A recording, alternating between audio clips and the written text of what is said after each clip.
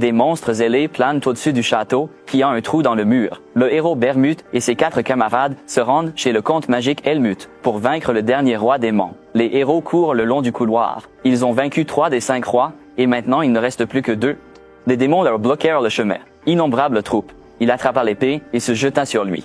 Les armes scintillaient. Il y a eu une explosion. Ses yeux scintillaient. La grande Birmanie. Les sorcières le suivent. Elle courait vite. Elle sourit. Sa magie serait parfaite. Le bâton brillait brillamment devant tant de monstres. Une énorme flamme apparut devant elle. Elle sourit de ce qu'elle avait fait. La sage Mayumi Morinaga, la prêtresse, se tenait à proximité, ses mains rayonnant de la lumière. Elle bénit les âmes déchues. Un démon attaque par derrière.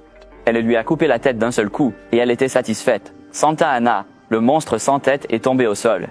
L'homme soulève sa hache et abattra plusieurs ennemis d'un seul coup. Il y a des mouches partout dans le hall. Il sourit et regarda cet idiot intrépide. Le rousse courut devant lui. Le gars cria. Il maudit son compagnon, disant de ne pas se tenir devant lui. Il y avait des ennemis, ses yeux pleins de colère. Les rousses les ont envoyés, menant des attaques rapides. Il les regarda avec colère, imprudent Amel. Puis, il mit son arme sur sa tête. Derrière la blonde, il enviait Bermo, appelait le héros son adversaire. Parfois, on ne prend pas ces mots au sérieux. Le groupe au milieu de la salle, Amel regardait autour, peu d'ennemis. Il cria à la blonde qu'il y avait un danger, le rouge le couvrit de son corps, et du sang coulait de sa bouche. Le démon les regarda avec un sourire. Il avait une grosse blessure sur la poitrine. Il tomba au sol. Le monstre était sur le point d'attaquer à nouveau. Il tendit le bras en avant. Birman a pu esquiver et s'approcher de lui. Il a sauté avec son arme et le coupé en deux. Éclaboussure de sang autour de lui. Les autres participants courent vers les blessés. La blonde posait son arme et se tenait la tête baissée. Il ne méritait pas de mourir ainsi. Amos sourit, une mort digne.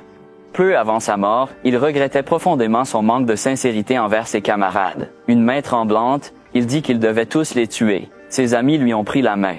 Il le regarda dans les yeux et jura, au nom du héros, qu'il détruirait tous les rois démons. Il était heureux de l'entendre. Le prêtre joint les mains. Le garçon lui demanda de prier pour lui. Le guerrier le regarda exaspéré. L'homme mourant dit qu'il est l'homme le plus courageux qu'il ait jamais connu. Xenia pleura, et il la regarde, et dit la vérité. Puis, une jambe est apparue. Le garçon a piétiné le livre, et a crié qu'il ne l'avait jamais aimé. Il n'a pas dit qu'il avait serré le poing. Peu importe combien de fois il l'a lu, à chaque fois, il a commencé à trembler. Qui a écrit ce livre? S'il découvre l'auteur, il le frappera. Il ramassa le livre avec nonchalance. Il donne toujours des surnoms cool. Grande sagesse. Sacré. Intrépide. Pourquoi l'appelle-t-il Rush Hamil? Une éruption écrite par l'homme qu'il bâtit il y a 300 ans. Pour son équipe aussi, pourquoi ignore-t-il ce stupide livre? Même paresseux de défendre l'honneur de leurs camarades, la blonde se souvient de la scène de la mort et se demande s'ils permettent la possibilité que le héros se réincarne avec tous les souvenirs du passé. Le garçon fronça les sourcils. Lui, Amel, est mort dans la guerre contre les 5 rois démons il y a 300 ans. Le héros regarde ailleurs, et sur le mur, il y a une peinture d'un guerrier réincarné avec une épée sur l'un des descendants du héros. Le gars regarde la photo. Eugene, 13 années. Bermotte se tenait autour, entouré de filles. En plus de sa première épouse, il avait un grand nombre de concubines. Le type met son équipement d'entraînement. Il ne se souvient pas avoir couru après la robe d'une femme. Son point de vue a-t-il changé avec l'âge? C'est naturel pour les gens. Il imagine des arbres généalogiques. Seuls les enfants de sa première femme sont considérés comme des descendants directs de Birmanie. Même avec un nom de famille commun, Eugène est reconnu comme descendant des branches. Il s'entraînait à l'épée. Avant la cérémonie de transmission de la lignée, les enfants des collatéraux ne s'entraînaient pas en magie ni n'utilisaient de vraies épées. Ils regardaient les armes, satisfaits d'une épée en bois. Aujourd'hui, c'est le dernier jour qu'il la tient. Il balança quelques fois, frappant le mannequin. Avec un coup de plus, le mannequin s'envola, une pièce tombant. Un homme l'observa avec inquiétude. Derrière lui, voyant le mannequin ruiné, père et fils se regardaient. Comment un tel corps pouvait-il appartenir à un enfant de 13 ans? Pour être honnête, s'il se battait maintenant, il doutait de pouvoir le vaincre. Le garçon regarda son père menaçant. Eugene est son propre fils, mais parfois il lui fait peur. Ses mots et ses manières ne sont pas enfantins. Il n'y avait pas une goutte d'innocence dans ses yeux horribles. Le père regarde son fils. Bien qu'il ait perdu sa mère quand il était très jeune, il n'a pas eu un jour de tristesse. Eugene frappa le mannequin, critiquant l'incompétence du forgeron. Les garçons, Erika est rouge. Comment oserait-il prendre de l'argent pour cette merde? Il mérite d'être puni, mais son père est trop miséricordieux. L'homme s'éclaircit la gorge. Il le réprimanderait sévèrement. Le soleil brille sur les murs de la maison. D'ailleurs, demain aura lieu la cérémonie d'héritage du sang. Le garçon le regarda indifféremment. La cérémonie de la transmission du sang, une terrible tradition qui se déroule tous les 10 ans. Les gens portent des armoiries avec des lions. Tous les enfants âgés de 10 à 15 ans des branches principales et collatérales se sont rassemblés à la maison principale pour y participer. Les enfants ont démontré leurs compétences, puis la compétition pour le droit de porter le nom du cœur de lion a commencé. Eugène s'appuie sur son épée en bois, mais contrairement aux branches latérales directes, les descendants peuvent s'entraîner à la magie et utiliser de vraies armes. Ce système vise à éviter que les faibles de ces branches principales ne meurent entre les mains des enfants des branches secondaires. Le père regarda le mannequin allongé. Le talent d'Eugène était si frappant qu'il pouvait à peine reconnaître son fils. Si seulement il était né dans la famille principale. Il regarda ses mains qui tremblaient. Non, s'il n'avait pas de talent, il ne ressentirait pas la différence entre la réalité et ses capacités. Le garçon, voyant son excitation, lui demanda ce qui n'allait pas. Il en répondit que tout allait bien. Eugene, il pense probablement à quel mauvais père il est devenu. L'homme posa sa main sur l'épaule du garçon, le regarda et lui demanda de ne jamais affronter les enfants de la branche principale, quel que soit son talent, car ils ont été formés à la magie dès leur plus jeune âge et à l'utilisation de vraies armes. Le garçon acquiesça, mais en rêve seulement. Il sourit imperceptiblement. C'est juste une bagarre avec une bande de gamins, pensa-t-il, fatigué. Eugene regarda un autre mannequin et s'avança vers lui. La cérémonie de succession par le sang impliquait les enfants des 3 branches principales et des 6 branches secondaires. À l'exception des 2 enfants respectables des branches latérales, les autres n'étaient personne. Le garçon brandit son épée et brisa le mannequin en un seul coup. Le héros sourit tristement. Il se demandait à quel point les descendants de Bermut étaient talentueux. La voiture quitta le manoir. Eugene regarda Amel par la fenêtre. Dans sa vie antérieure, il se considérait comme un véritable génie, battant d'autres enfants dans des combats depuis son enfance, maîtrisant de nouvelles compétences facilement et se développant bien plus rapidement que les autres. Amil fronça les sourcils et demanda une répétition de ses paroles. Bermond, les bras croisés, dit tristement que la rousse pouvait devenir plus forte avec un peu plus d'effort. Il pointa son épée. Vous ne voyez pas qu'il se bat déjà jusqu'à sa limite et qu'il donne tout son possible. La sueur coulait sur son visage pour qu'il ne croyait pas que tout le monde était doté du même don que lui. Ce n'est pas un génie, contrairement à Bermond. Qui peut vraiment en être un? La blonde l'observa avec inquiétude. Talentueux à l'épée et en magie, il était connu comme le dieu de la guerre, le grand Birman. La foule l'admirait. Il était duc dans son pays natal, mais il a refusé ce titre jusqu'au bout. Il a été salué comme une guerre. Le garçon posa la tête sur sa main. Mais qu'en était-il des autres? La sorcière était devant la tour. La sage Senya, née dans le royaume des magiciens, est devenue la plus jeune propriétaire de la tour magique. Les moines s'inclinaient devant la prêtresse Sainte-Anne, considérée comme la personne la plus sainte de tout le Saint-Empire. Il y avait même un passage décrivant ses enseignements. Le guerrier portait une couronne. L'idiot intrépide, bien que surprenant, fonda un royaume qui portait son nom. Il heurta l'accoudoir de colère. Pourquoi le roi démon est-il toujours en vie? Le garçon se souvenait de sa mort et des promesses de ses camarades de tuer tous les rois démons. Un pigeon vola au-dessus de la voiture. Il mourut dans un château d'emprisonnement magique et immédiatement après sa mort, l'homme blond signa un contrat avec le roi démon. Les oiseaux volent derrière la voiture. Grâce à ce pacte, la guerre contre les démons a pris fin, et même 300 ans plus tard, ces terres sont toujours en paix. Un homme lui a dit qu'il était nerveux et a souri à l'homme qui lui a cligné des yeux. Après son arrivée, il aura un moment très difficile, car il commence à s'inquiéter même dans la voiture. Eugene repart, remerciant Lord Gordon de ses instructions. La voiture traversait la forêt et ils étaient déjà sur le terrain de la maison principale. Le seigneur secoua la tête. Cela ne veut pas dire qu'ils doivent partir bientôt. Le manoir est encore loin. Eugene ne comprenait pas pourquoi il voulait se montrer ainsi. N'est-ce pas trop difficile de gérer un territoire aussi vaste? L'homme a répondu qu'il y avait plusieurs portails dans ce quartier, donc tout allait bien. Il jouait leur conversation dans sa tête. Alors pourquoi a-t-il pris la voiture? Il n'était pas autorisé à utiliser ses entrées, ce qui le fait rire. Les chevaux marchaient en synchronisation. Gordon pointa la porte. Bienvenue au manoir du patriarche. Le garçon fronça les sourcils et sourit en descendant la rue. Cérémonie de bienvenue. Évidemment, ce n'était pas pour lui. Des banderoles flottent le long de la route, un bouclier avec un lion sur fond bleu. Eugène posa ses mains sur sa poitrine. Seuls les descendants de la branche principale peuvent porter l'armoirie du lion à gauche de la poitrine. Dieu a fait un geste pour lui. Les autres ne sont pas encore arrivés. Il semble qu'il ait été le premier et a demandé à être escorté à la maison d'hôte. Le manoir est illuminé par le soleil. La femme de chambre, Nina, s'incline et se présente. Elle prend soin de tous les besoins des invités. Elle m'a tendu une cloche pour les appeler en cas de nécessité. Elle l'a posée sur la table. Au moins, il a une femme de chambre. Le garçon s'assit sur le lit et remarqua qu'elle avait l'air très jeune. Quel âge a-t-elle? 16 ans. Elle vient d'obtenir son diplôme. Eugène réfléchit. Ils lui ont donné un serviteur incompétent. Au cas où ce serviteur inexpérimenté créait un problème, il voulait lui rejeter toute la responsabilité. L'auteur de l'idée essaie de rendre les choses difficiles pour le héros. Le garçon, les bras croisés, lui demande si elle sait quand les autres arriveront. Elle a répondu qu'il était sorti du lit pendant les 4 jours suivants. Il lui demanda de l'emmener au terrain d'entraînement. La jeune fille est perplexe et accepte. Il y a une fontaine dans la cour. Il y a un lion sur le côté droit de la poitrine du garçon. Il lui demanda à nouveau comment il s'appelait. La jeune fille avec le lion a répondu tranquillement à l'épée furieuse. Il a leur âge. Les enfants se tenaient près du mur. Le garçon apprit qu'il venait d'une petite ville de l'ouest de l'Empire. Je suis sûr qu'il est plus habitué à utiliser un râteau qu'à brandir une épée. Il se pinçait le nez à cause de l'odeur nauséabonde de sa voiture. Ce type a leur âge, mais doit être tenu responsable s'il endommage leurs biens. La jeune fille sourit, estimant qu'il mérite d'être puni. Le garçon semblait si fier qu'il ne le punirait pas directement, mais le préviendrait qu'il était trop gentil. Un autre garçon les vit à travers la fenêtre, et, lorsqu'elle se tourna pour le regarder, il ouvrit les rideaux par peur. Elle sourit. Eugène s'entraîne sur le terrain et il tient une lance en bois. Il se précipite et leva sa lance. Il continue de s'entraîner à l'attaque. En matière d'entraînement, il n'est jamais paresseux. Mais dans cette vie, il doit travailler encore plus dur. Le garçon s'est jeté.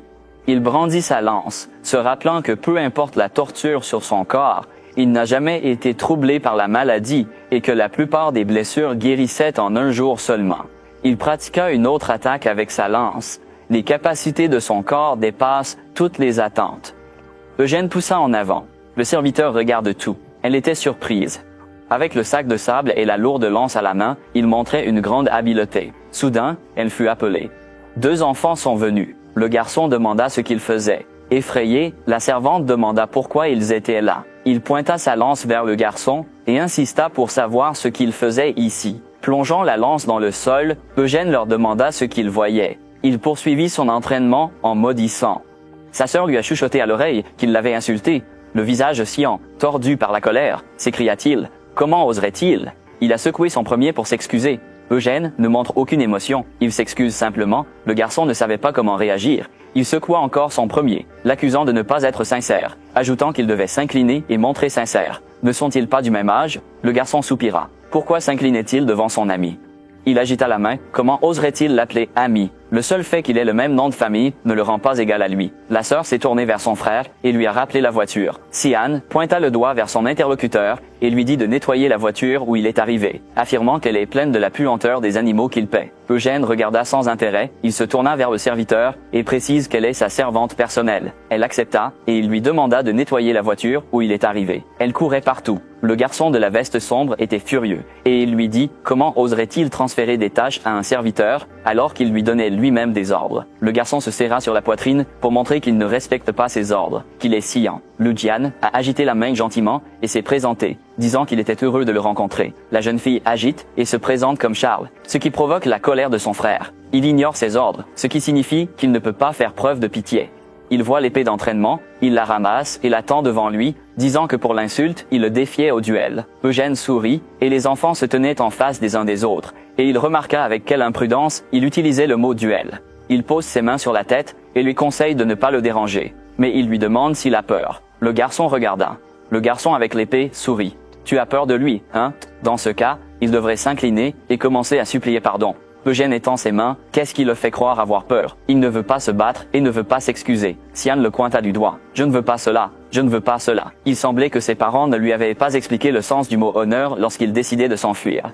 Un objet lourd est tombé au sol. L'héritier légal est perplexe, mais il lui dit qu'il l'a défié à un duel. Il a jeté un autre poids et lui a dit de baisser ses gants. Il a enlevé sa maille et l'a jeté dehors. Il est tombé fort. Sian est effrayé. Il s'avère que ce type s'est entraîné avec un sac aussi lourd. À son avis, il ne faisait que montrer. Eugène retira le sac de la lance. Sa sœur le regardait avec joie. Il l'a défié lui-même. S'il recule maintenant, la fille se moquera de lui pour le reste de sa vie. Le garçon sort un mouchoir pour défendre son honneur. Il la jette au sol et défie Eugène au duel. Le mouchoir s'envola au sol. Le sac tomba lourdement de la lance. Il regarda son adversaire et accepta le défi. Ciel est surpris. Le garçon poignarda violemment avec sa lance, faisant saliver l'autre. Il perdit son épée et tomba au sol. Eugene a la lance. Il a dit qu'il en avait un. La sœur court vers son frère et lui demanda s'il allait bien. Il a essayé de respirer, mais il a vomi. La jeune fille regarda le garçon avec colère et commence à se plaindre, soulignant que c'était lâche. Il n'y avait aucune trace d'honneur dans ce duel. Eugène croisait les bras. De quelle lâcheté parle-t-elle? Selon les règles, le duel commence au moment où le mouchoir tombe au sol. C'est sa faute de perdre la vigilance. Elle le pointa du doigt. C'est vrai, mais il s'entraîne et utilise le mana tout le temps, n'est-ce pas? Le garçon jette la bière. Avant la cérémonie de transmission de lignée, les enfants sans branche latérale sont interdits de maîtriser le mana. Elle l'accusait de mentir. Sans mana, il n'aurait jamais pu brandir une arme aussi lourde aussi facilement. CL fronça les sourcils, sa vitesse d'attaque est si rapide qu'il n'aurait pas pu l'arrêter, même si son frère était bien préparé. Eugène sourit. Il posa ses mains sur son menton, ses yeux sans expression. Elle fronça les sourcils, remarquant sa longue langue. On lui dit souvent qu'il est revenu au moment du duel. Ce n'est pas comme si son frère n'avait rien fait. Lorsque sa lance le rattrapait presque, il se précipita instinctivement en arrière pour tenter de réduire les dégâts. C'est surprenant, étant donné qu'il n'a pratiquement aucune expérience de combat réel. Eugène baissa les sourcils. L'adversaire a beaucoup de potentiel, mais il est loin d'être qualifié de descendant birman. Qin s'est levé en tenant sa poitrine. Traitez-le de lâche. Eugène sourit. Ils sont vraiment jumeaux, même parlant. Il s'approche du perdant. La bouche de l'homme était pleine de vomi. S'il se considère comme un digne descendant de la famille, il devrait honorablement admettre sa défaite. Il se retourna. Le vainqueur croise les bras. Peut-être qu'il devrait se retenir un peu. S'il faisait cela à un membre de la ligne principale, il serait difficile pour eux de fermer les yeux. Un homme se dirige vers eux. Son visage était nerveux. Le héros le regarda. Il n'a pas l'emblème du lion sur sa poitrine. Il doit être juste un chevalier. Cependant, sa force doit être reconnue. Il a l'air impressionnant. L'enfant fondit en larmes. Il a enterré son visage dans la formation. Il a dit qu'il avait perdu contre des rednecks comme lui. Son visage est devenu rouge. Il le défie à un duel, mais il perd. L'homme réfléchit, regarda le garçon, s'incline et s'excuse de ne pas s'être présenté tout de suite. Il s'appelait Khazar. Il est responsable de l'entraînement du Xian. Le garçon le regarda. Il répondit qu'il s'appelait Eugène. Il est originaire de la ville de Gwyder. Les filles se tiennent un peu plus loin. Pour autant que le professeur sait, la famille Gérard se trouve dans cette ville. Voici le père du garçon. Mais il regarda le garçon dans les yeux et demanda ce qui se passait et ici. Les yeux du garçon ne le quittaient pas. Xian le défie à un duel et insulte son père. Le garçon à côté de l'homme est inquiet. Il a dit que c'était faux. Son père ne lui aurait pas appris l'honneur, a-t-il poursuivi. Puis, il l'a traité de lâche. Il fronça les sourcils, se sentant insulté, ainsi que son père. Pourquoi cet homme penserait-il différemment? Il se mit à escorter le garçon, promettant de soigner ses blessures. La jeune fille fit ses adieux. Plus tard, il mangea à table. La femme de chambre tenait une note. Il la voit de retour et elle regarde sa mission. Le diacre du jeune maître, Hansen, Jules, sera là à midi. Le désir des gargoyles arrivera par le portail ce soir. Il a pris une bouchée de viande. Ils vont se rassembler plus tôt que prévu. La cérémonie va bientôt commencer. Il a quitté la maison. Le soleil illumine le tapis rouge. Il leva la tête. Il veut vaincre ses descendants. Espérant qu'il ne soit pas trop bouleversé, il a soulevé son premier. Il lui-même ne veut pas renaître comme sa descendance. Il souriait. Xian était devant la fille, et le garçon semblait perplexe. La femme aux cheveux bruns demanda à son fils de défier un garçon d'une branche latérale, et il perdit. La deuxième épouse de la famille du Seigneur, Anasila Azari, baissa la tête et dit que c'était ainsi. Anasila regarda son fils avec un léger sourire et lui demanda de se rapprocher. Xian se dirigea vers sa mère avec un air culpable sur le visage. La femme aux cheveux bruns a poussé l'éventail dans la poitrine du garçon. Anasila regarda son fils avec un sourire malveillant et lui demanda qu'il ne pouvait pas éviter cela non plus. Xian a dit que ça faisait mal. La femme aux cheveux bruns le regarda avec un regard malveillant et lui dit de rester immobile. La jeune fille regarda l'homme qui l'appelait. Elle regarda Hazard avec des yeux menaçants et demanda si le garçon n'utilisait vraiment pas de magie. Le professeur regarda nerveusement le sol. Il dit « Oui, il est le fils de Gérard », ajoutant qu'il n'y a pas une goutte d'énergie magique dans son corps. CL regarda sa mère avec étonnement. La brune demande à sa fille comment son frère peut se perdre. CL regarda Anisila avec une expression calme. Dès le début du duel, dit-elle, Eugene l'a immédiatement frappé avec une lance, complètement surprenant Xian, et son frère a essayé de se lever, mais la lance d'Eugene était plus rapide. Anasila regarda Saïr avec un air mécontent, exigeant que le résultat soit déterminé en un seul coup. Xian fronça les sourcils et regarda le sol. Il regarda sa mère coupable. Anasila a frappé son fils au visage. Elle regarda son fils avec colère. Anasila lui demande comment il a pu perdre dans un duel, qu'il a commencé lui-même contre un garçon de son âge, qui n'a même pas de magie. Anasila regarda droit devant elle, furieuse. Elle dit que leur père ne brûlerait que de honte lors du rituel du sang, lui demandant comment il le regarderait dans les yeux, et soulignant qu'elle pouvait déjà imaginer comment Théanis se moquerait d'elle. Avec les larmes aux yeux, Sian demande pardon à sa mère. Anasila regarda Hazar avec agacement. Elle l'appelait et regardait le professeur avec un regard maléfique. La brunette dit qu'elle serait heureuse de le tuer, mais heureusement pour lui, son mari pense très bien de lui et lui ordonne d'intensifier son entraînement, car Sian ne devrait plus être humilié. La brunette fait un signe de la main sur le côté et dit au professeur d'emmener Sian. Avec les larmes aux yeux, Sian était avec Hazar. La brune se tenait le dos à elle. Anasila ouvrit son éventail, avec lequel elle se couvrait le visage, et poussa un grand soupir. Anasila regardait sous l'éventail, elle regardait sérieusement sa fille, et se tournait vers elle. La brune sourit légèrement, et demanda au garçon de s'appeler Eugène, ajoutant qu'elle devrait essayer de se rapprocher de lui. C'est elle, regarde maman perplexe, et demande pourquoi la brune dit qu'il est assez fort pour vaincre son frère. Anasila regardait subtilement devant elle, pensant que si elle obtiendrait ce qu'elle voulait, elle le tuerait à ce moment-là, mais elle serait la première suspectée. Anasila projetait l'image du guerrier. En outre, en cas de discorde au sein de la famille, les défenseurs de la tradition familiale interviennent et leur intervention doit être évitée à tout prix, a-t-elle noté. La brune leva son index et lui dit de le regarder attentivement. La jeune fille regarda sa mère avec un sourire et est d'accord avec elle, disant qu'elle aussi voulait en savoir plus sur lui. Anicella plissa malicieusement les yeux et esquissa un sourire. Eugène observa l'arrivée des 3 enfants des branches secondaires au domaine familial le lendemain. 3 jeunes garçons restaient alignés. Deacon, 11 ans. Beau, 14 ans. Giles, 10 ans. Le protagoniste court sous un poids, et l'entraînement intense fait couler la sueur sur son visage. La femme de chambre regarde le personnage principal avec enthousiasme et l'appelle. Le personnage principal s'arrête et regarde la fille. Nina a dit qu'ils étaient déjà là. Eugène lui demanda ce qu'elle voulait dire par ces 2 branches latérales, remarquant qu'elles étaient un peu tôt, car elle avait dit qu'elles devraient être la nuit. Nina, stupéfaite, annonça que le chef de la famille les accompagnait. Le protagoniste fixait la gouvernante sérieusement, réfléchissant au chef de la famille Cœur de Lion. Nina fit un geste ordonnant de se presser, suggérant qu'il devrait se changer d'abord. Eugene admit qu'il était le seul retardataire. Il essuya son visage avec une serviette, avoua que ce n'était pas grave et se mit en marche. Les chevaliers et bien d'autres faisirent la queue à la porte. Le personnage principal observa brièvement. Une femme brune souriait près de son enfant. Eugène identifia la femme près de Sian et c'est elle comme la seconde épouse, Anasila. Celle-ci fixait droit devant elle, menaçante. Eugène devina qu'il s'agissait de Sianis, la première épouse, et de l'homme devant Anasila. Le garçon fixait anxieusement. Le protagoniste précisa qu'il s'agissait de l'aîné, premier héritier. Cœur de Lion. Une silhouette apparut à la porte. Un homme sur un cheval, avec quelqu'un derrière lui. L'homme fixe devant lui avec un regard menaçant. Gilead, Cœur de Lion. Le gars sourit légèrement. Eugene se demande s'il n'y a pas derrière lui le frère de Jenna. Yodi regarda le sol avec anxiété. Gilead s'approcha de son fils avec un sourire, dit qu'il avait grandi et lui demanda si sa force avait augmenté aussi. Yoder baissa le regard et dit qu'il essayerait de répondre à ses attentes. Gilead regarda le garçon. Il se tourna vers le fenouil. Gilead ouvrit ses bras et il sourit aux enfants, disant qu'ils grandissent vite. C.L. trouvait ça ennuyeux. Le chef de la famille regarda l'homme et l'appela Guilford. Il appuya la paume de sa main sur sa poitrine et sourit légèrement. Gilead dit qu'il avait entendu dire qu'il avait un fils, après quoi il s'excusa de ne pas être avec lui à ce moment heureux. Guilford regarda avec enthousiasme le chef de famille. Ilad se tourna vers les enfants et dit qu'ils devaient être des enfants de familles horizontales. Le chef de famille tendit la main et suggéra qu'ils mangent ensemble. Irad regarda droit devant lui et dit qu'ils allaient aussi discuter des sacrifices de sang. Les enfants du chef de famille se rassemblèrent autour de la table, Galahad à côté de ses descendants et le protagoniste et les autres enfants en face. Les jeunes filles et les garçons, sérieux, Karg et Désira. Le protagoniste regarde de côté, pensant qu'ils sont venus assister à la cérémonie avec le chef, se demandant si leur famille est la plus noble des branches latérales.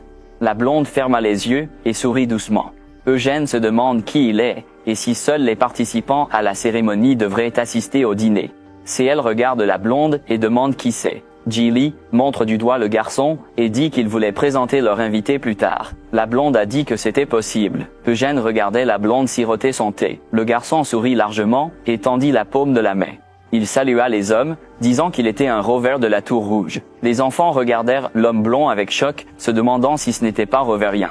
Yoder regarda Roverian avec choc. Quand Eugène cracha son thé, Yoder dit qu'il est le chef de la tour magique rouge. Eugene lui attrapa la poitrine. Roverian regarda le protagoniste avec inquiétude et demanda s'il allait bien. Eugene a dit que tout allait bien. Le personnage principal est dépassé. Imagine Xenia et Roverian ensemble. Le protagoniste pense que le chef de la tour magique rouge est un disciple de Xenia, ou plus précisément un ancien disciple. Eugene se souvient de Xenia et sa magie sur les livres. Il notait qu'il y a 300 ans, Xenia était la plus jeune dans l'histoire de la Tour Verte d'Aros, mettant à jour tous les grimoires, consultant les étudiants et même les autres tours magiques. Eugene présente le chef de la Tour Verte et Roverian.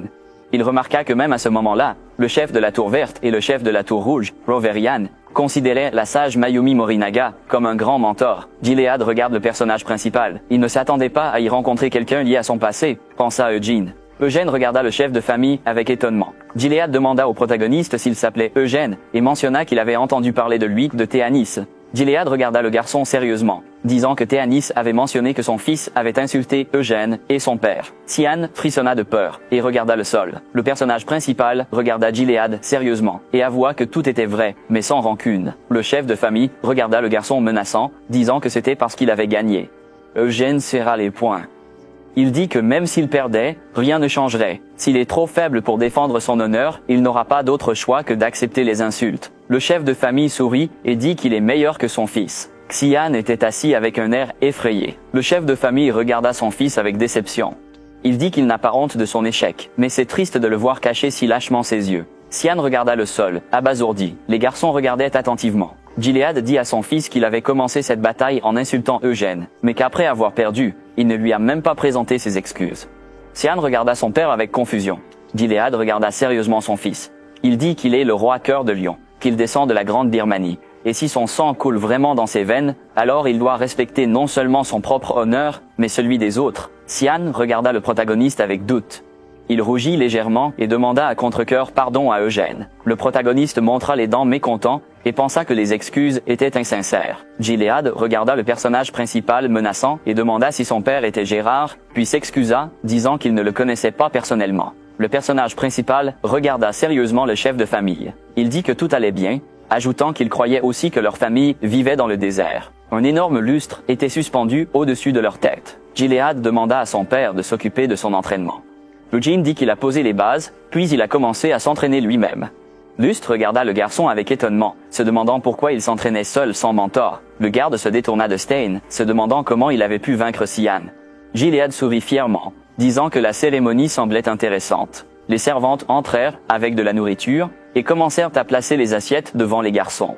La table était remplie de plats savoureux et le chef de famille sourit et tendit la main.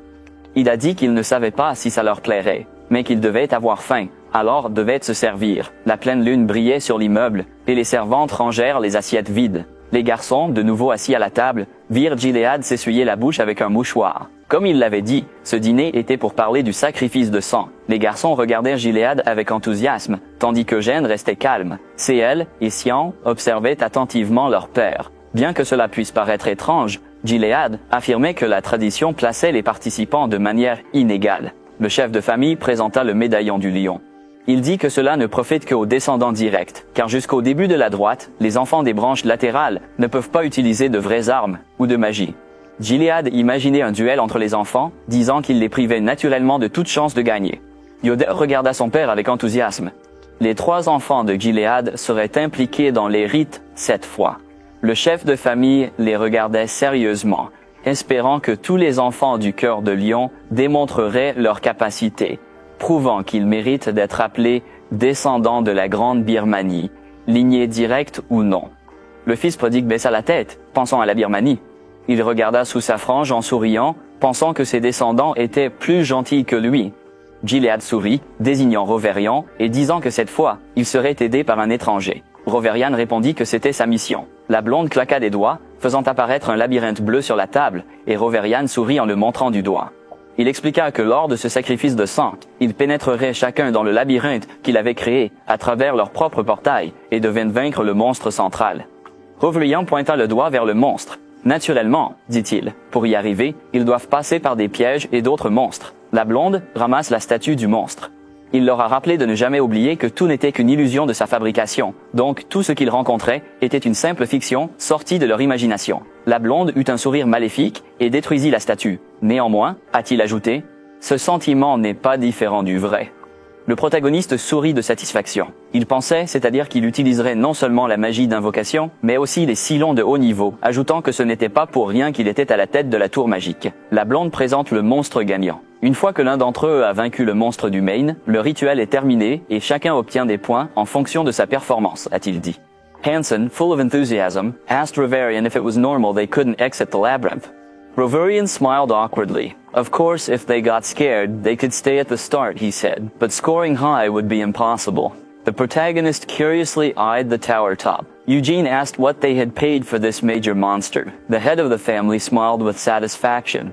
Il ferma les yeux et regarda Eugène avec un léger sourire. Gilead dit que les gagnants peuvent prendre tout ce qu'ils veulent de leur coffre souterrain. Le protagoniste sourit joyeusement. Eugène rougit légèrement et descend le couloir. Il regarda droit devant lui avec un sourire rusé. Eugène pensait qu'il gagnerait la cérémonie de toute façon, alors il devrait réfléchir à l'avance à ce qu'il pourrait prendre du coffre souterrain. Le protagoniste regarde hébété devant lui. Dargeyes and Desira met him on the road. Dargeyes eyed Eugene with arrogance, arms crossed, and asked if he truly defeated Cyan. The protagonist, looking indifferent, confirmed. Eugene waved as he passed by. Il a dit que si c'était ce qu'il voulait demander, il allait partir. Dalgès tendit la main à Eugène. Il regarda sa sœur avec confusion. Le personnage principal s'entraîne sous le ciel et il brandit habilement son épée en bois. Les yeux d'Eugène clignotaient quand il agitait. Son coup de poing a soulevé la poussière. Le protagoniste regarde derrière lui là où se tenaient des gargoyles et Desira. Desira tient une lance en bois à la main. Le personnage principal regarde les gars dans la confusion, ne comprenant pas ce qu'ils font là. La gargoyle se dirige confiant vers Eugène, qui se serre les mains et se tient à côté du protagoniste. Le gars a enlevé sa chemise. Le gars prit une profonde inspiration et posa les mains devant lui. Il tendit les muscles de son corps. Le personnage principal regarde le gars avec doute. Ses yeux se sont écartés, pensant qu'il était un idiot. Le gars lui a tapoté la poitrine et a dit qu'il pouvait être touché. Eugene a dit qu'il pourrait refuser. Les gargis se vantent de leur corps et disent que leur famille possède une technique secrète transmise de génération en génération pour construire des muscles. Le gars imagine des hommes excités. Ils utilisent un médicament spécial qui accélère la croissance musculaire sans accumulation de mana, a-t-il dit, ajoutant qu'il n'y a pas d'effet secondaire. Gargi met ses mains derrière la tête et demanda à Eugène s'il était intéressé. The protagonist asked about the pill sales, assuring no side effects. Desire approached the protagonist with a spear, stating the drug made both girls and boys grow beards. The girl looked seriously at the protagonist. She noticed they mentioned he had defeated Siam with a spear, and asked why he now held a wooden sword. The protagonist tossed his sword over his shoulder, claiming mastery of both spear and sword. Le désir lui a demandé ce qu'il voulait dire par habileté à utiliser n'importe quelle arme. Elle lance sa lance sur Eugène, qui la saisit rapidement avec sa main. Desira was ready to fight, claiming the spear as her strength, and asked if he was up for sparring. Eugene regarda pensivement, et il pensait que la fille était clairement un adversaire plus intéressant que ce bookmaker. Le protagoniste sourit rusé, pensant qu'il était aussi curieux de savoir comment les enfants des branches latérales de la noblesse se montreraient au combat. Eugene dit à Desila qu'il est d'accord. Les garçons se mettent en position de combat. Eugene regarda la gargoyle et lui demanda ce qu'il faisait là. Le gars a dit qu'il serait juge. La gargoyle ferma les yeux, leva la main et dit que même si c'est un mariage, tout devrait être juste. Le fils prodigue imaginait l'idiot, confus, et pensait que cet idiot lui rappelait quelqu'un qui se demandait qu'il n'était pas un idiot. Drusilla looked at her brother with discontent. The gargoyles announced the start. They can start now. Desira a dit qu'ils avaient compris. Poussez-le. Drusilla looked ahead with irritation, questioning his dual mastery of spear and sword, which she deemed absurd. The girl gritted her teeth, poised to show that true skill in wielding a spear comes only from dedication. The gargoyle lowered its hand and gave the order to begin. The girl left her spot, determined for either victory or death. Ses yeux s'ouvrirent soudainement et son désir s'arrêta brusquement. Un souffle puissant émane du personnage principal. Les yeux du protagoniste expriment la confiance, le désir, l'idée qu'il tient son terrain. Le personnage principal regarde la jeune fille perplexe et lui demande ce qui ne va pas. Desira montre ses dents. Elle ouvrit la bouche et se jeta sur Eugène. Le protagoniste résiste à l'attaque avec une lance. Eugène continuait à rester immobile en un seul endroit. Desira serra les dents et recommence à attaquer le protagoniste. Eugene a bloqué le coup. Desila regarda le protagoniste avec irritation. Le protagoniste résiste aux attaques de la jeune fille. Eugène observait chaque coup avec attention. Eugene pense qu'elle a un talent naturel pour se battre sans magie et que ses capacités deviendront vraiment illimitées un jour. Le protagoniste sourit sournoisement, pensant qu'elle n'est pas encore à son niveau.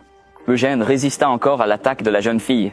Il sourit malicieusement et lui demanda pourquoi elle ne parvenait pas à le toucher.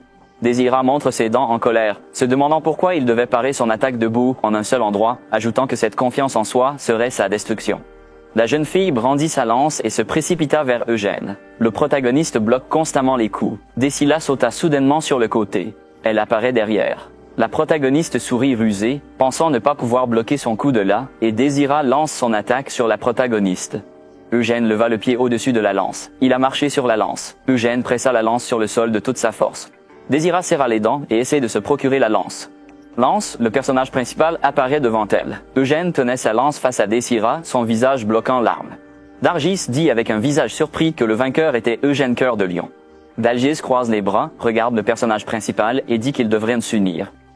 Le personnage principal est allongé sur le lit et regarde le gars avec confusion. Eugène fronça les sourcils en colère et lui demanda pourquoi il l'avait réveillé juste pour cela. Garg regarde le personnage principal avec confiance et dit qu'il a besoin de ses réponses. Eugène leva la main. Il a mentionné avoir entendu ce que pensait le chef de la famille à propos de la cérémonie, ajoutant que chacun avait sa propre voie d'entrée. Lorsqu'on lui a demandé son plan, le gars imagina des monstres et des jumeaux. Les entrées sont différentes, nota-t-il, mais le but est le même. Le cœur du labyrinthe, le monstre du Maine, ajouta que les jumeaux y parviendraient aussi. Eugène regarda ce gars faiblement. Il demande son intention de se rencontrer au centre du labyrinthe et de détruire ensemble le monstre principal. Qu'est-ce que ce gars a dit? Eugène lui serra la main et dit qu'il pensait pouvoir le gérer lui-même. Désira a dit qu'il était un idiot. Eugène regarda Désira près du mur. La jeune fille regarda embarrassée ailleurs et dit qu'il est très fort et qu'avec son aide, ils pourront certainement vaincre le monstre du Maine. La jeune fille se retira du mur. Eugène lui demanda pourquoi elle le voulait tant. Le protagoniste regarde Désira avec un visage sérieux. La jeune fille a déclaré que chaque fois que les enfants des branches directes et collatérales assistaient à la cérémonie de sang, ces derniers n'avaient jamais gagné. Cette elle-là retrouve son frère et dit à Eugène qu'ils peuvent le faire. Elle était comme une gargoyle en lui. Cette elle-là regarda Eugène avec un visage sérieux et lui demanda s'il ne voulait pas vaincre les Maine. Eugène regarda la jeune fille avec un air confiant. Anasila se tenait près de la fenêtre. Elle imaginait le visage maléfique de Roverian. Peut-être, pensa Anasila, c'est le chef de la tour magique invité à la cérémonie qui est venu emmener l'apprenti de Yoda. Anasila se rappelait à quel point Yoda était peu intéressé par les livres et la magie. Elle précise que dès son enfance, il était passionné par la lecture plutôt que par l'exercice physique, il s'intéressait à la magie et avait même réussi à apprendre quelque chose. La jeune fille imagine Roverian avec Yoda et son enfant. Elle souligne que si Yoda devient l'apprenti du chef de la tour magique rouge, il devra quitter sa famille, ajoutant que, en d'autres termes, cela donnerait à Sian et Sire plus d'espace pour grandir et que le garçon lui-même perdrait effectivement sa chance. La brune se regardait devant elle, menaçante, pensant que tout le problème venait de la cérémonie. Anasila s'imagine avec son enfant et se moque des autres. Elle pense que si ses enfants échouent, ils porteront la honte toute leur vie. Jusqu'ici, elle avait toujours réussi à se maintenir et obtenir tout ce qu'elle voulait. Anasila tenait nerveusement l'éventail, craignant de perdre face aux enfants de la branche secondaire. La brune serra les poings avec colère, se demandant si ce salaud serait le premier à sortir du labyrinthe. Anasila présente Eugène avec un air mécontente. Elle pensait que s'il avait humilié la famille principale en raison de ses capacités trop exceptionnelles, la défaite de Qing ne serait pas si remarquable dans le contexte général. 3 jours plus tard, Roverian se tenait près du portail avec eux. Le sacrifice de sang a enfin commencé. L'énergie bleue s'accumulait dans les mains de Roverian. Les sphères bleues émergent de l'énergie magique. La sphère tombe dans les mains des jumeaux, après quoi la sphère apparaît également dans les mains du gars. Robert sourit légèrement et leva le doigt. Il expliqua que la première étape était de fabriquer des équipements pour eux, donc chacun devait imaginer l'arme dont il avait besoin, puis la créer avec lumière. Les garçons tiennent la sphère dans leurs mains. CL crée avec confiance une épée magique. Elle regarda son arme avec plaisir. CL commence à brandir son épée. Roverian ferma les yeux en souriant. La jeune fille demanda quoi faire si l'épée se cassait. Roverian dit que c'est impossible parce qu'elle a été créée par magie. CL regarda son épée et demanda si les animaux pouvaient aussi être créés.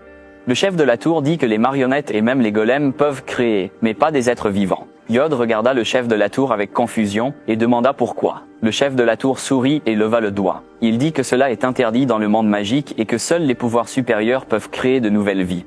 Yod regarda le chef de la tour avec intérêt. Gargi a créé une épée à 2 mains.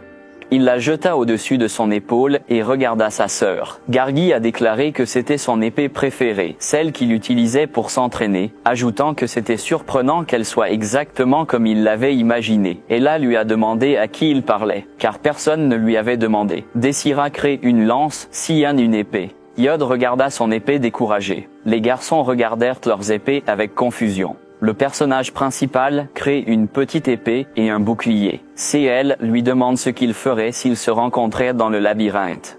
CL pencha sa tête sur le côté et demanda s'il allait se battre avec elle. Le protagoniste regarde le chef de famille et demande si ça va. Le chef de famille a dit qu'il n'y avait pas de règles dans le labyrinthe. Après tout, la compétition était la base du rituel.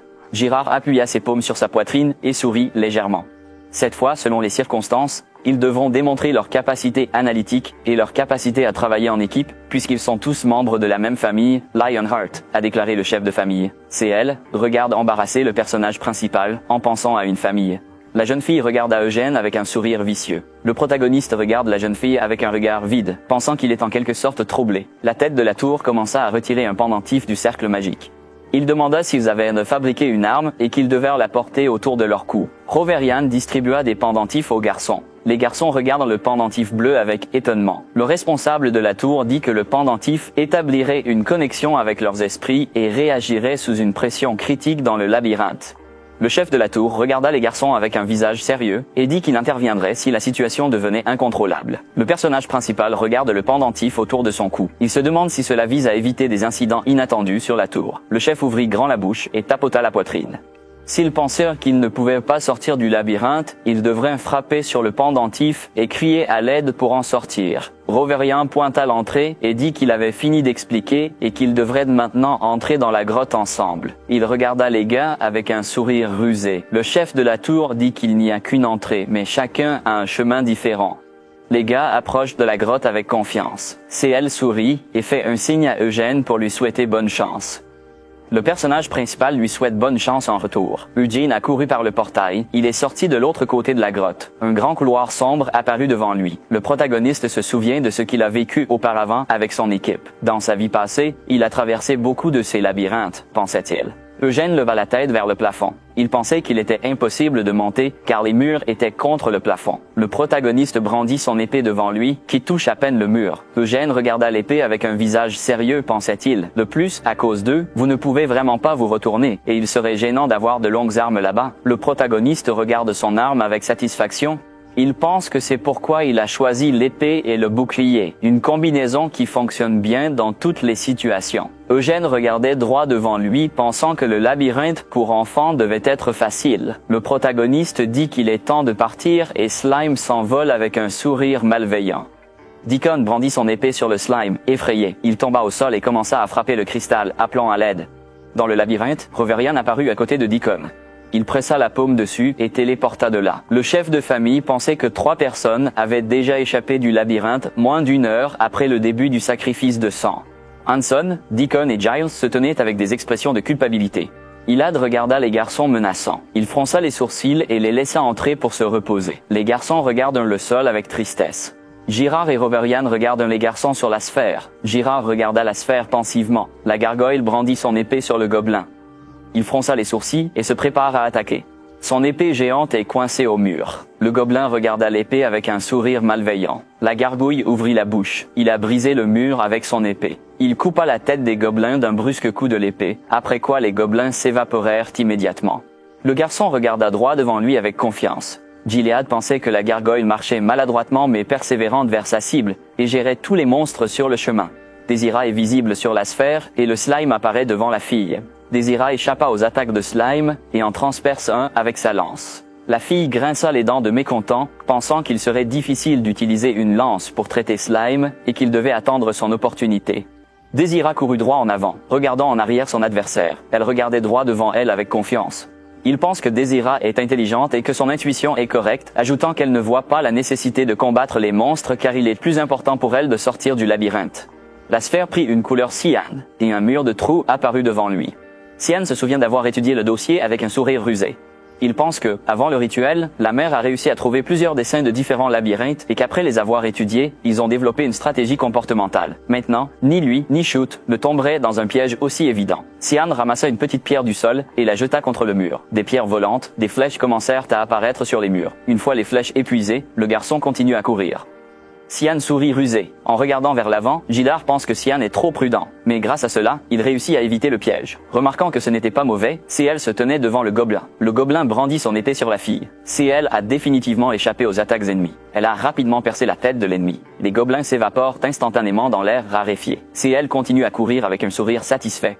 Une impasse apparut devant la jeune fille. Elle remarque qu'il n'y a pas d'accès là-bas et qu'il reviendra à la dernière bifurcation. Decila leva la tête, pensivement. Gillard pensait que Cell avait une bonne perception et un esprit souple, mais parfois, elle se comportait comme une enfant. Yod regarda le gobelin avec confusion. Le gobelin sourit assoiffé de sang et tendit son épée. Yod regarda son adversaire avec admiration et pensait que c'était incroyable puisque le monstre avait été créé grâce à la magie. Le garçon se pencha sur un côté alors que le monstre balance sa batte vers lui. Le garçon bloqua le cou du monstre et coupa la tête de son adversaire. Le monstre disparaît instantanément. Le garçon regarda avec plaisir les étincelles produites par la magie. Roverian regarda le joyeux Yoder pensivement et dit qu'il était intéressé par la magie. Le chef de famille ferma les yeux et sourit légèrement. Gilead dit qu'il était fasciné par cela depuis son enfance et qu'il avait même invité le professeur de magie du Capitole à lui enseigner, mais que vous renoncez rapidement à vos études. Le chef de la tour regarda perplexe le chef de la famille et demanda pourquoi Gilead se souviendrait de sa première femme. Il a dit qu'il était résigné à son destin et qu'il avait décidé de devenir le chef de famille pour le bien de sa mère, mais que la magie ne donnait aucun avantage dans la bataille de succession. La tête de la tour regardait droit devant elle, avec un air déprimé. Il dit comprendre parce qu'il cache des possibilités infinies, mais le chemin pour la maîtriser est aussi plein de difficultés et de dangers. Gilead dit, cependant, qu'il voulait qu'il mette de côté ses doutes et suive son destin. Le chef de famille fronça les sourcils et regarda Roverian. Il a dit que si la passion pour la magie dans son âme n'avait pas fatigué, alors il ne refuserait pas l'offre de devenir son disciple dans la tour magique rouge. Roverian regarda devant lui avec un visage sérieux et dit qu'il ne pouvait pas encore lui donner une réponse définitive. Le chef de la tour regarda sérieusement le chef de famille. Il dit à Gilead qu'il pourrait amener Yod dans la tour pour son bien, mais si ses capacités laissaient beaucoup à désirer, alors il ne l'accepterait pas comme disciple. Le chef de famille sourit. Il a dit qu'il ne l'avait pas forcé en aucune façon. Il voulait juste que son fils réalise son rêve. Gilead imaginait Xenia souriante. Il a dit qu'il était arrivé au point où lui, descendant de la grande Birmanie, avait un grand respect pour le sage Xenia. Roverian ferma les yeux et imagina la magie de Xenia. Il dit qu'il le comprend parce qu'elle s'intéresse aux histoires sur Madame Saini dans les aventures héroïques de Birmanie et que chaque fois que leur compagnie est en danger, elle trouve un moyen magique de gérer cela, avec l'aide de la magie. Le chef de famille regarda Rovelin avec un sourire satisfait. Il dit avoir lu le livre depuis son enfance. Mais honnêtement, il aime le plus un autre héros que le grand Berman, ou Wessenia. Roverian regarda Gilead curieusement et demanda qui c'était. Gilead sourit et regarda droit devant lui, disant qu'il l'aimait le plus. Roverian regarda le chef de famille avec étonnement et demanda ce que c'était. Elide lui demanda de jeter un œil. Gilead pointa le doigt vers la sphère. Eugène se tenait devant un monstre énorme. Le gobelin a balancé son premier. Il frappe le sol, mais le protagoniste l'évite. Le personnage principal disparaît. Eugène a dû frapper le gobelin encore et encore. Tower et Gilead regardèrent le garçon, et Roverian lui demanda qui il était. Gilead regarda le personnage principal avec admiration et dit que c'était incroyable. Eugène tombe au sol et tue le monstre. Le protagoniste regarde droit devant lui avec confiance. Roverian dit que derrière le protagoniste, il y a le nom d'un monstre géant, Eugène Cœur de Lion. Les gobelins disparaissent instantanément dans l'air. Roverian et Gilead regardèrent ce qui se passait et étaient stupéfaits. Gilead sourit joyeusement. Il a demandé à quel point c'était incroyable, soulignant qu'il n'avait que 13 ans et n'avait jamais rencontré un troll auparavant, ajoutant qu'il avait non seulement réussi à rester calme, mais il avait également géré l'affaire avec courage et sans toute histoire. Roverian regarda droit devant lui, perplexe. Il dit que les trolls ne sont pas destinés à se battre, mais plutôt un obstacle qu'il doit utiliser des failles pour franchir, et que cet obstacle est également plus grand que ce n'est vraiment, ajoutant qu'il ne peut tout simplement pas croire qu'il ait pu le vaincre si facilement. Gilead sourit de satisfaction et regarda le sommet de la tour. Il a dit que si les garçons naissaient aussi compétents, une telle chose serait possible. Roverian regarda perplexe le chef de famille et lui demanda comment il connaissait le nom d'un tel enfant. Roverian imaginait Eugène et Birmanie derrière lui et disait qu'ils étaient des génies. Le troll a frappé son premier coup. Dags a bloqué le coup avec son épée. Le coup l'a fait voler. Dags tomba par terre, serrant les dents. Un énorme troll se tenait devant le garçon blessé. Le garçon cria et se précipita vers le monstre. La gargouille brandit son épée et le troll tombe. Le garçon coupa la jambe du monstre. La gargouille sauta et brandit son épée. Le garçon poignarda le troll dans la poitrine. La bouche du monstre s'ouvrit de douleur. Ses mains tremblaient. La main du troll est tombée au sol. La gargoyle regardait le monstre mort, épuisé. Ses bras étaient ouverts sur les côtés et sa bouche était ouverte. Le gars est tombé par terre. Pendant que le monstre s'évapore, la gargoyle s'assit sur le sol avec un visage frustré. Le gars serra les dents et se serre les côtes avec ses mains. Il pensait que ses coups traversaient les muscles du monstre et brisaient ses côtes, ajoutant que ces monstres étaient très forts. Le gars traîna faiblement son épée derrière lui. En plus des pièges sans fin, ajoute-t-il une rencontre avec un troll, et s'il avait été battu aussi mal, alors tout le monde en aurait probablement été aussi. Dargis s'effondra par terre sans force. Sian se tenait devant le monstre avec une pierre à la main. Sian regarda son adversaire avec choc, pensant que c'était un troll, maintenant un monstre plus fort. Voilà le monstre. Sian fronça les sourcils, pensant qu'il n'était qu'un obstacle sur son chemin vers son objectif chéri. Sian jeta la pierre de côté. Le troll tourna son attention vers la voie. Sian accourut devant le monstre. Le garçon regarda en arrière le troll avec un sourire rusé, pensant qu'il avait réussi. Sian a continué à travers le labyrinthe. CL regarde devant, choqué, et voit son frère. La bouche de Sian s'ouvrit étonné et voit sa sœur. Ils se tiennent l'un en face. Avec une expression confuse, CL remarque qu'ils sont encore capables de se rencontrer, même s'ils ont commencé à des extrémités différentes du labyrinthe. Son frère a souligné que le centre avait probablement fermé ses portes. Lorsque le frère aîné félicite sa sœur et lui demande de le suivre, ils sourirent avec enthousiasme car il les conduirait dehors. Sian imaginait avec colère comment le personnage principal se moquait de lui. Il se souvint de l'idiot Eugène qui l'avait humilié devant sa cellule il y a quelques jours, et maintenant il avait l'occasion de restaurer son honneur. Le gars regarda sa sœur avec un sourire rusé qui allait lui demander quelque chose quand elle ouvrit les yeux, abasourdie, et demanda si le labyrinthe n'était qu'une illusion. Alors s'il ne rencontrerait pas un monstre. Dans ce cas, elle marche derrière son frère qui répond par l'affirmative et est surpris par sa question. Elle a demandé s'il y avait des fantômes ici. Sian regarda devant lui, frustré. Il étendit les bras sur le côté et lui demanda de quoi elle avait peur. Il fixa sarcastiquement sa sœur et lui dit de ne pas s'inquiéter, car il utiliserait son épée contre n'importe qui. Soudain, une silhouette sanglante apparut. Il cria de terreur. CL regarde son frère et Desira hurler de peur ensemble. Sian pointa le doigt, confus, reconnaissant Desira et ce qu'elle faisait ici. Elle se serra anxieusement sur la poitrine et explique qu'elle est elle-même effrayée parce que Sian elle-même a soudainement crié. Le garçon a demandé en colère à la fille pourquoi elle était couverte de sang, pensant qu'elle voulait d'abord lui faire peur avant de l'attaquer. La jeune fille répondit qu'elle avait été blessée dans un piège. Elle fronça les sourcils en colère, réalisant que son attaque surprise avait été dissimulée. Elle a immédiatement commencé à partir avec une expression de colère. Sile crie immédiatement à son frère et Desira veut s'enfuir. Les deux hommes se regardèrent et furent immédiatement furieux. Il se rend compte qu'à cause de cette fille, il ne ferait qu'être plus embarrassé devant sa sœur. Il fronça les sourcils en colère, ne voulant pas pardonner à la jeune fille, voulant poursuivre Desira. Ils ont immédiatement commencé à la poursuivre. Desira montre les dents en colère, réalisant qu'elle ne peut pas les gérer seule. Et où est passé son ami musclé garglier à ce moment-là? Il était allongé par terre, inconscient. Quand la jeune fille a couru sur l'ardoise qui s'effondre, elle a été effrayée. Elle montre ses dents en colère et se rend compte qu'elle est piégée. Elle a réussi à traverser l'endroit où le plancher s'est effondré. Elle monta sur l'ardoise et réussit à sauter derrière elle. À ce moment-là, son frère et sa sœur couraient. Sian regarda devant lui avec surprise et réalisa que le plancher s'était effondré et qu'il était trop loin de l'autre côté et qu'il devrait probablement trouver un autre chemin. Sa sœur le suit avec enthousiasme et il se rend compte qu'il ne peut pas se laisser tomber davantage dans les yeux de CL. Il fronça les sourcils, se rendant compte qu'il avait reculé jusqu'à la rencontre du monstre principal et qu'il allait maintenant montrer ses talents.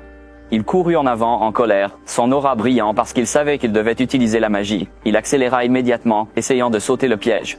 Il rebondit immédiatement du sol. Le gars a dû sauter le piège et descendre sur le sol. Il tend immédiatement la main et demande à sa sœur de sauter avec lui et il la saisira. Sa magie a aussi sauté le piège. CL a atterri sur le sol à côté de son frère. Sian regarda sa sœur avec un sourire rusé, remarquant qu'il ne s'attendait rien d'elle. Le gars a immédiatement sorti son épée et a dit qu'il devait continuer à suivre. Après cela, la poursuite se poursuit et finalement, Sian, CL et Desira se retrouvent au centre du labyrinthe. Ils se tenaient tous les trois près d'un énorme monstre. Desira et Sian regardèrent le monstre principal avec choc. Le protagoniste, bras croisés, demanda au garçon pourquoi ils sont venus. She regarda en arrière avec surprise, ne comprenant pas ce que Jean faisait ici. Le protagoniste sourit sarcastiquement, croise les bras et déclare qu'il se demande qui viendra ici en premier. Quand Sian a posé la question à Eugene, tous les garçons se retournèrent vers le protagoniste. Sile regarde avec confusion et le garçon accepte. Le sanglant Désira pinça sa lance et lui interroge sur le fait qu'il est arrivé en premier au centre du labyrinthe, mais a décidé d'attendre. Elle a également demandé si cela pouvait être considéré comme son accord avec leur proposition de former une équipe à la manière des gardes et détruire ensemble les monstres principaux. Eugène se gratta l'oreille avec sarcasme, disant qu'il se souvenait de quelque chose de similaire et répondit qu'il ne s'agissait pas de cela, mais qu'il avait simplement décidé de se soumettre à eux puisqu'il pouvait facilement gérer le monstre seul. Le protagoniste se gratte la joue en ridicule, ajoutant qu'il pourrait être offensé parce qu'ils ont fait tant d'efforts ici. Sian serra sa première avec colère, furieuse par une telle déclaration. Le protagoniste dit en pointant son doigt vers le monstre, et apparemment ce monstre ne commencera à attaquer que si vous êtes assez près de lui, ou en d'autres termes, il est dans un état d'attente. Le personnage principal commence à faire un signe devant les gars, disant qu'ils ne se battront pas dans l'ordre dans lequel ils sont venus ici, mais que Désira irait en premier, puis Sian et CL iraient en dernier. Sachez que c'était une décision juste. Le désir est réalisé. Elle ouvrit grand les yeux d'étonnement à l'idée qu'ils devraient se battre seuls. Eugene leva la main en souriant, notant que la fille avait été ébranlée en venant ici. Et si elle doutait de gagner, il lui suggérait d'abandonner. Désira sortit un mouchoir blanc, criant qu'elle n'abandonnerait pas. Elle serra les poings de colère et partit en premier. Tout le monde la regarda. Sian regarda Eugene avec confusion et demanda s'il allait vraiment se battre. Le protagoniste répond qu'il ira en dernier. Le gars a continué à regarder Eugene avec colère, lui demandant sarcastiquement s'il pensait vraiment que ce serait son tour, suggérant qu'il serait celui qui vaincrait le monstre du Maine. Le protagoniste le regarde sarcastiquement sous ses sourcils, annonçant que si Sian réussit, il l'appellera grand frère pour toute sa vie. L'homme aux cheveux bleus était rouge et choqué. Il sourit malveillantement, soulignant qu'Eugène n'oserait pas oublier sa promesse plus tard. Sian décida de s'asseoir sur le sol. Il était assis avec sa sœur et Eugène était debout. Il pensa au Minotaure et se rend compte qu'il apparaît dans toutes les histoires sur le labyrinthe. Le Minotaure noir fronça les sourcils, tandis que Sian pensait que le monstre était trop grand, même plus grand que le troll qu'il avait vu récemment. Répugné par les monstres divers, il remarque que les minotaures ne diffèrent que par leur taille. Pas aussi agressifs que les trolls ou les ogres, il peut vaincre les taureaux seuls. Mais le taureau fronça les sourcils, puis ouvrit les yeux en colère. Quand Désira approche le minotaure, il se redressa et les garçons comprennent qu'elle aura des moments difficiles. Le monstre la regarda. Elle fixa le monstre horrifié, réalisant qu'il est robuste et qu'elle doit faire tomber un gars de cette taille. Immédiatement en colère, il montra les dents. Sachant qu'elle a fait tout ce chemin sans retour, elle attaqua. Elle fut aussitôt enveloppée par l'ombre de la main du monstre. CL réussit à sauter du cou du monstre, puis elle attaque habilement d'un endroit à l'autre. La jeune fille enfonça immédiatement sa lance dans la main du Minotaure. La lance ne peut pas percer complètement le monstre. La jeune fille a regardé avec choc ce qui s'était passé et a remarqué qu'une peau aussi épaisse ne pouvait pas être percée par sa lance. Puis le monstre était sur le point de saisir la jeune fille quand le Minotaure la serra immédiatement entre ses mains. Enchaîné par un monstre, Désira grinçait les dents. Conscient que sa fin était arrivée, le Minotaure a immédiatement jeté la jeune fille aussi loin que possible. Désira se roulait sur le sol.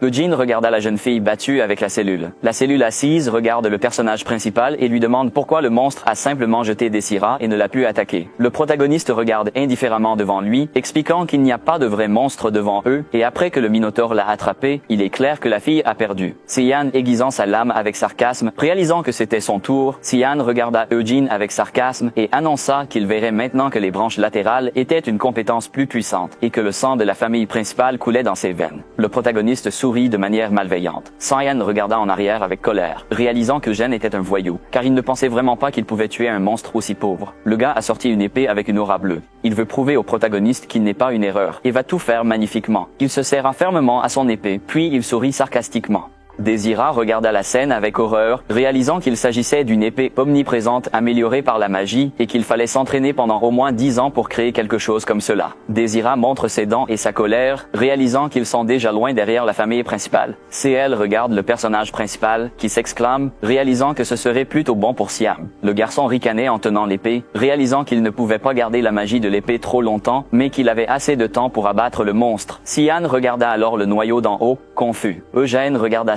et brandit la lame de sa lame dans la confusion. Le garçon se souvient de la façon dont Gilead lui avait dit que le but de cette cérémonie était de prouver qu'il était digne d'être appelé descendant du grand Bamar et qu'il n'avait pas d'importance s'il était de la lignée directe.